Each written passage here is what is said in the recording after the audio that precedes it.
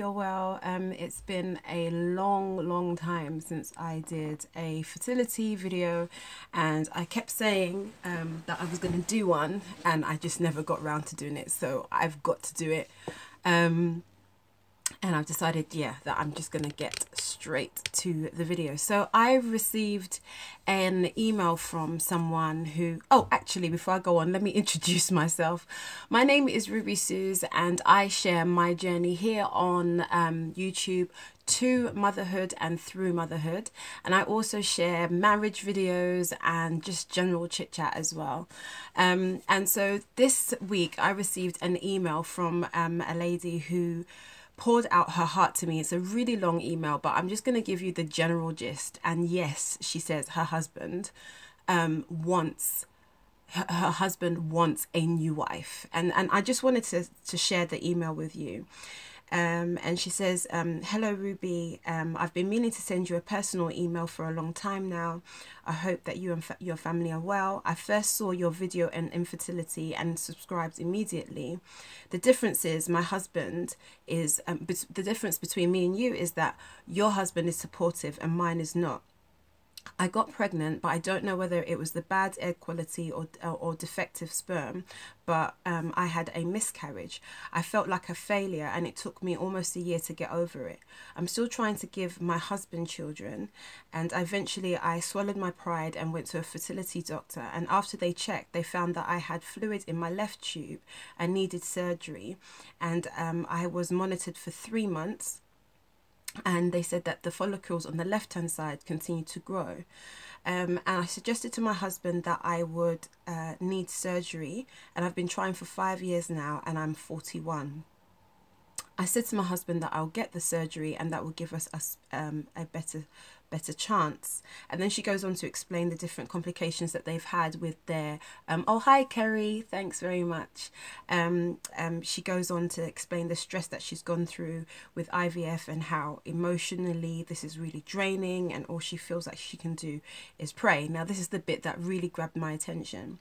She said that he tells her that she's a good wife, and that he doesn't want her to do everything on her own if he leaves, and that he will stay, but he will make a baby outside. And she just doesn't know what to do, and she feels that she goes on to explain that she feels so embarrassed and she really needs advice, and that she knows that there are other women like her that are also suffering, that also have issues to do with husbands who actually want to stay with them, but for whatever reason aren't staying and are instead choosing to go outside of their home to have children. When I read this email, it has taken me such a long time because I reacted so emotionally. I was very angry on her behalf, because at the end of the day, this is supposed to be her husband. This is supposed to be the person that she's going to ride or die with.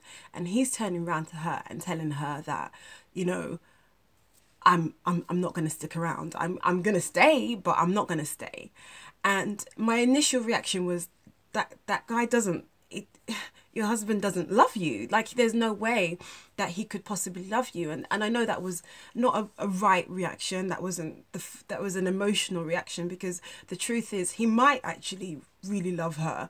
But, you know, I question that love, because it is like when you make a vow, and if you believe in God and you believe that the two of you have gotten married, then it's not time for you to, like, it's not in bad times that you just decide, oh, do you know what, I need a new model. Like, we're not cars, we're not things that you just go off and upgrade. Like, if I'm not giving you what you want, you don't just go off and get something else. And if it was not to do with the children and you trying to get pregnant, it would have been something else. It would have been the fact that you're I don't know, that you're struggling to get work. And if we reverse the roles, if a man for whatever reason becomes is not able to work or has been made redundant, redundant or gets fired time and time again, are we now going to say, oh, it's okay for the woman to be like, yeah, you know what, you're a waste man and I'm going to go? How does that one work? Do we get an upgrade? Is that what we get then if someone doesn't do that? And if it's biologically that there is something, that you've got a condition, which is what she says she has, then that's not something that you wished upon yourself. It's not, nobody who's going through fertility issues ever sits down and prays for this to be upon them. Nobody wants that. If they could change it in the blink of an eye, they would. I would. I know I would. I would want to have a completely different situation. I wouldn't necessarily want, I don't know, I did not want to go and get pregnant through IVF. I did not want injections. I did not want needles. I didn't want to take drugs. Even when we did get pregnant and we were going to deliver, it was so important to me for it to be natural and organic. And we have all these doctors who talk about the importance of organics and making sure that we treat our bodies well. And who wants to pump themselves with hormones in order to make something that should happen naturally, happen? So nobody does. So I felt very emotional and very hurt for her and on her behalf, that her husband, this is supposed to be the bone of her bone, this is supposed to be ride or die, this is supposed to be the person who's got her back, is saying all these things to her and telling her that, or constantly, by the signs of the email, constantly belittling her, making her feel like she's not good enough because she hasn't given him a child. And the other thing is that I picked up from that email is that children are not for your husband. They're not for your husband. You're not there to give birth to children for your husband. That is not your role. That's not your role. That he didn't marry you just for that. He could, because otherwise then he would have married, there would have been all sorts of different people. That's not the core reason. And I think this journey of fertility can cause you to lose sight of what was important, of why the two of you were together in the first place. I know definitely during our journey I forgot the man that I'd fallen in love with. I my eyes were taken off of that, and instead my eyes were on this getting pregnant. And you lose that, and you lose sight of that. You lose sight of the fact that you are, making love because you enjoy each other and because you should be enjoying each other. You lose sight of that completely, and instead you're focusing on something that you both write, and is a beautiful thing to really want, but it mustn't take priority over your children. Because I've said before in my videos that children will leave, they will grow, and they will flee the nest. And when they flee the nest, whenever they leave the house, you'll be left with your husband. And if you haven't got your stuff together, it's only going to show up the cracks. Children trying to get pregnant, that journey alone will show you the cracks that were in your relationship beforehand that you didn't quite know. And then when you do have children, that's even further more of weight, more of stress, more of things. It will test you in ways that you never knew before. So going back to this guy's this statement of my husband wants a new wife, what is to say he hasn't got the issue? So he's going to go off and get a new wife, and then what if she doesn't get pregnant? So then what we're going to do, we're just going to go from wife to wife to wife to wife to wife till you get what you want. I mean, I understand that he must be hurting and he wants children, but then also we need to check his motives. We need to see these things. And so my advice to you, my love, my dear, is that you kind of need to reconnect with your husband and pour your efforts into making sure the two of you are tight. As much as you're on this journey to trying to conceive, the thing is, what if you do get pregnant? And when you do get pregnant, what's to say he's not going to come up with another reason why he wants to step out? So the question is really, you need to go back to him to reconnect. You need to find out what is going on in his mind, what is thinking. There might be, I was speaking I was speaking to my husband about this.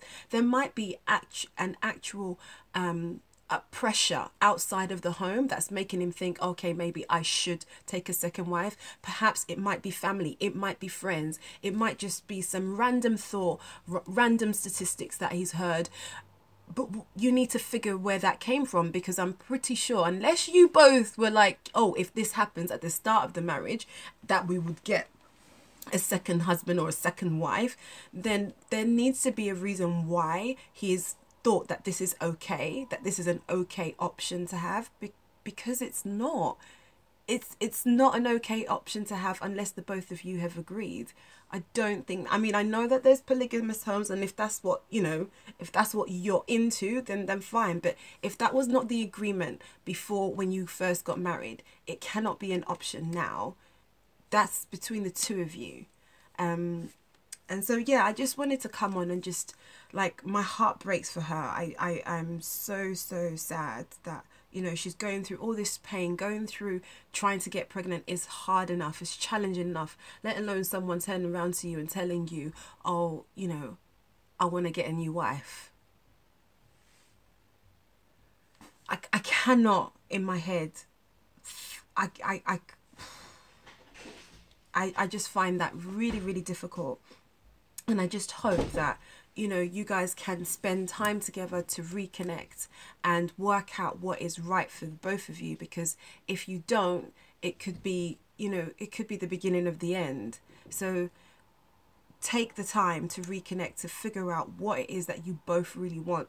Because this TTC journey will stretch you, will pull you, and you cannot afford to get lost in it, that you lose each other. You simply cannot afford that. So you need to be strong. To one of you've got to fight, and it might be you.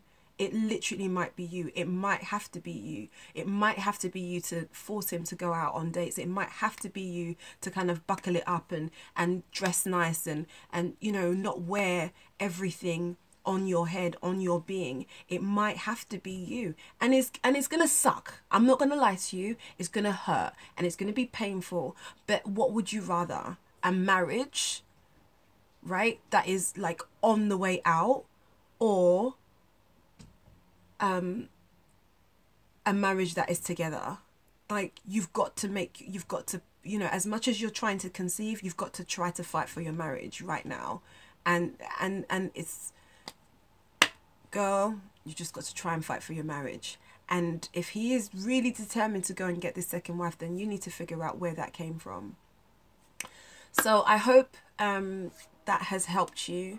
And I hope you are taking care of yourself.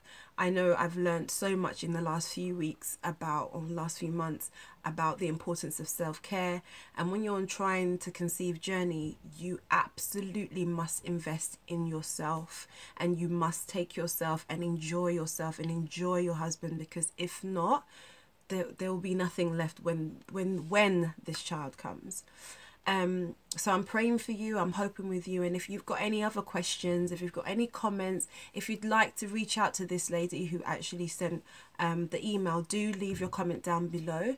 And if you have any more questions, any more emails, do feel free to send them across to me. And if not, do check out the playlist. If you haven't before, if this is the first time you've listened to anything to do with my fertility journey, please do check out the playlist. I'll put the link down below, and hopefully I will see you in my next video. Take care. God bless.